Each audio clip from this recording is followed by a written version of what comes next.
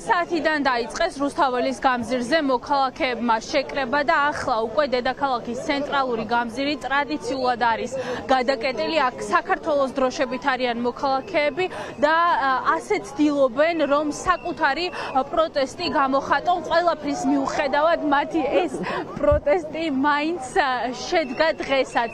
ქუჩიდან დღეს ქართულ ოცნებას მოქალაქეები ეუბნებიან, რომ მათ არ ეშინიათ რეპრესიული კანონების იმ დროს, როდესაც თბილისის საქალაქო სასამართლოში ერთი მეორის მიყოლებით მიმდინარეობს სასამართლო პროცესები გზის გადაკეტვის და სახის დაფარვასთან დაკავშირებით.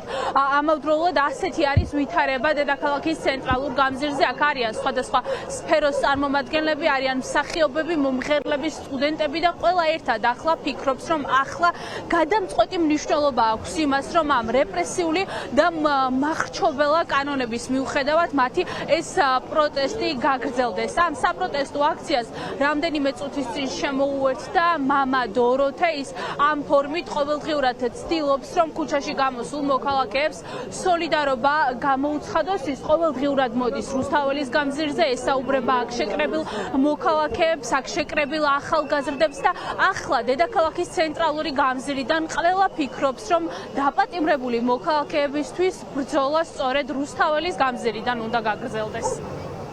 მე მესმის ნიჰილიზმისაც, უიმედობისაც, დაღლისაც, ყველაფრის ვერავის ვერ გავამტყუნებ ამ ყველაფერში, მაგრამ მგონია რომ რაღაცნაირად უნდა შევძლოთ ფოკუსის გასწორება ყველამ და მოვიკრიბოთ ბოლო ძალები, რომ როგორღაც ბოლომდე მივიყვანოთ ის საერთო იდეა, რომელიც ამდენი ხანია გვამოძრავებს ყველას და მგონია რომ თავარი საქმე წყდება რუსთაველზე დღეს და ყოველ დღე.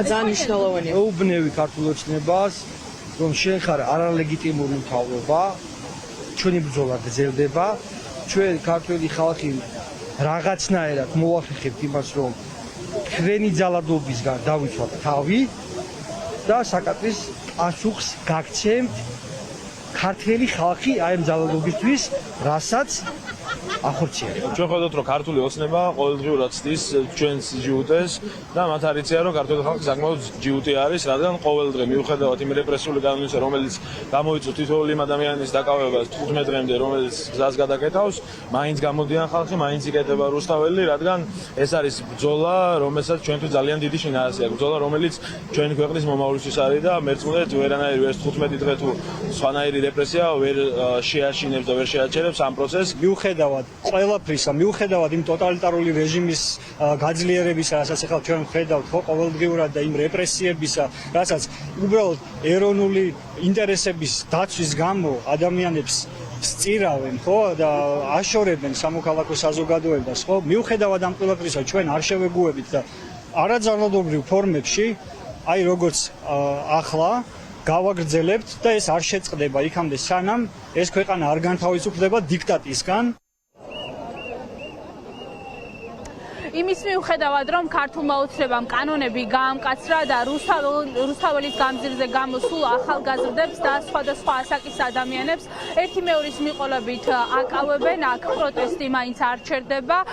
შინაგან საქმეთა სამინისტროს თანამშრომლები, მობილიზებულები უნდა იყვნენ ახლა წესით თავისუფლების მეტროს მიმდებარე ტერიტორიაზე, გუშინაც, როდესაც საპროტესტო აქცია დასრულდა და მოქალაქეები სახლში ბრუნდებოდნენ, სწორედ ამ დროს დაიწყეს ძალოვანი უწყების თანამშრომლებმა ახალგაზრდების შეჩერება, შეავსეს ოქმები და ჩამოართვეს სამედიცინო ნიღბები. საინტერესოა დღეს როგორ განვითარდება პროცესები, არ ვიცით ჯერჯერობით რა გეგმა აქვს შინაგან საქმეთა სამინისტროს. აქ ისმოდა გუშინ გამაფრთხილებელი ხმა, რომ უნდა გაეთავისუფლებინათ მოქალაქეებს საავტომობილო გზის ნაწილი, თუმცა აქ ჯერჯერობით ეს გამაფრთხილებელი ხმა არ ყოფილა. ხედავთ, რომ ტრადიციულად რუსთაველის გამზირი არის გადაკეტილი, ორივე მხრიდან სპეციალური ლენტით აქვთ ეს გზა გადაკეტილი და ასე გრძელდება დედაქალაქის ცენტრალურ გამზირზე მოქალაქეების უწყვეტი პროტესტი.